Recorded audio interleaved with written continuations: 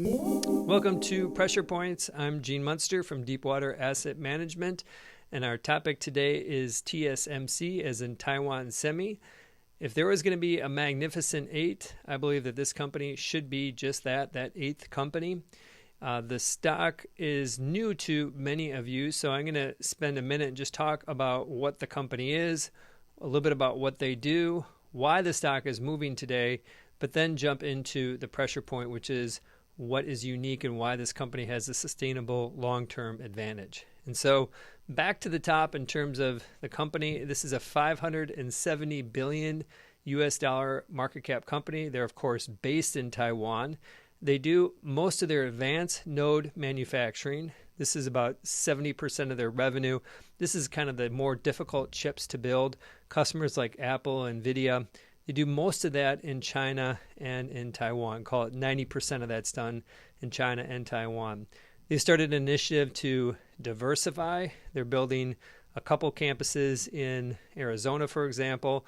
One of them is going to come online next year. The second one probably in 2028.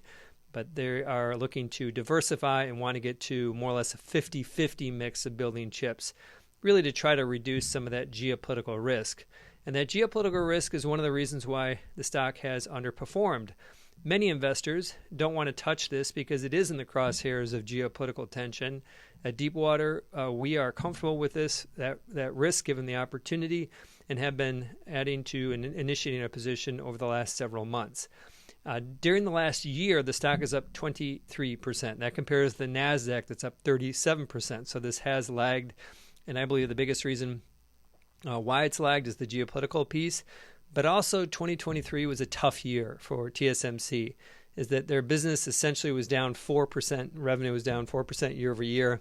That came off 2022 where the business was up like 40%. And the reason for the big decline was the smartphone market. It slowed down, and that had a negative impact on their overall business. NVIDIA and all the good things that are going on in chips did have a positive impact, but that's still high single digits in terms of overall revenue for TSMC. So all the good things going on in AI just simply weren't enough to move the needle in 2023. Going forward, we think that that will change.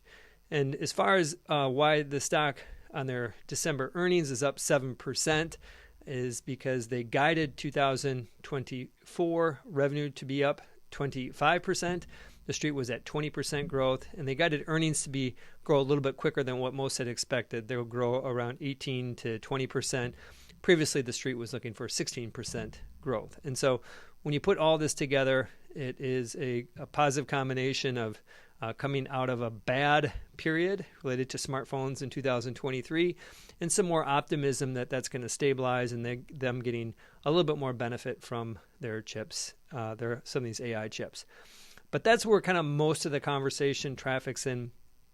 And I think the pressure point is much deeper than the surface of their guidance for 2024.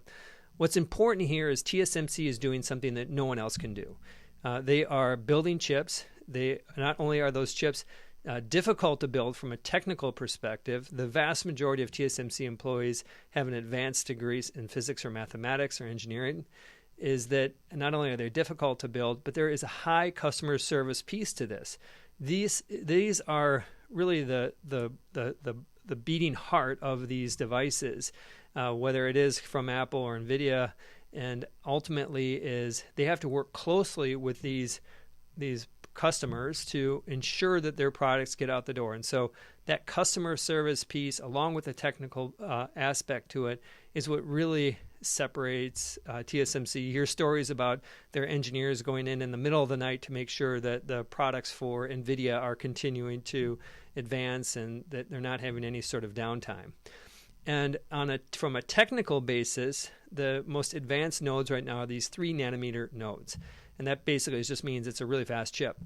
The other company out there who has 3-nanometer chips is Samsung, but their yields are not as good, and so the prices tend to be a little bit higher, and the quality is not as reliable.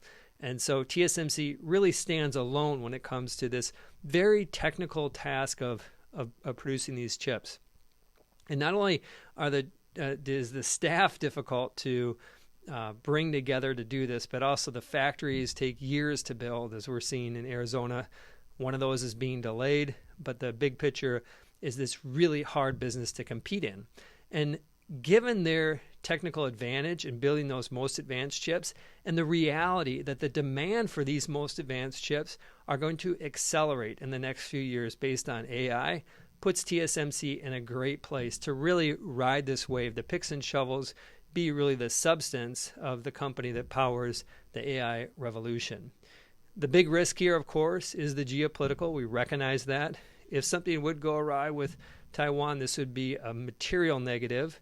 I don't know what the percentage impact would be to TSMC shares, but it would be a material negative, and we think that that risk is low relative to the opportunity. So the pressure point, TSMC is doing something that nobody can do in an area that's going to be increasingly critical to building AI infrastructure over the next 5 to 10 years. On behalf of Pressure Points, I'm Gene. Bye for now.